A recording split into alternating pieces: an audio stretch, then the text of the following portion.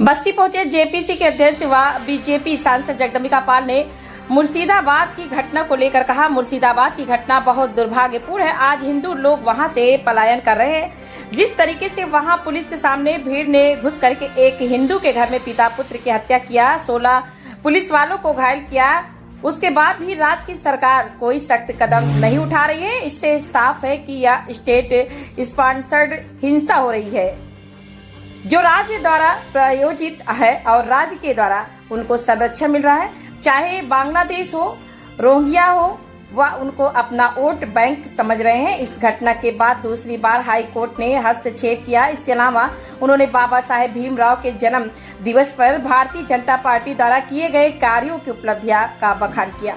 कहा कि देश और प्रदेश इन लोगों ने मूर्तियों की सफाई किया। आज जगह जगह हम अम्बेडकर साहब को जयंती पे उनको श्रद्धा सुमन अर्पित कर रहे हैं, उनके व्यक्तित्व की चर्चा कर रहे हैं। मुर्शिदाबाद में हत्या हो रही है, पलायन कर रहे हैं लोग, हिंदू पलायन कर रहे हैं, ये क्या है? स्टेट स्पॉन्सर है या फिर कोई बात हो? जिस तरीके से मुर्शिदाबाद में हिंसा हो रही है, जिस तरह से पुलिस के लोग घायल हैं और मूक दर्शक की तरह खड़े हैं, पिता पुत्र को उस तरह से भीड़ ने 2 हिंदुओं को निकाल करके मार दिया, तो ये निश्चित तौर से स्टेट स्पॉन्सर्ड है, राज्य के संरक्षण में हो रहा है। और अभी जब पैरामिलिट्री फोर्सेस गई उन पे भी हमला हो रहा है, तो इससे कहीं ना कहीं जिस तरह से राज्य सरकार खुद इस मामले में प्रोवोक कर रही है, क्योंकि वो मुसलमान को ममता बनर्जी वोट बैंक समझते, उन्होंने रोहिंग्या और बांग्लादेशी तक को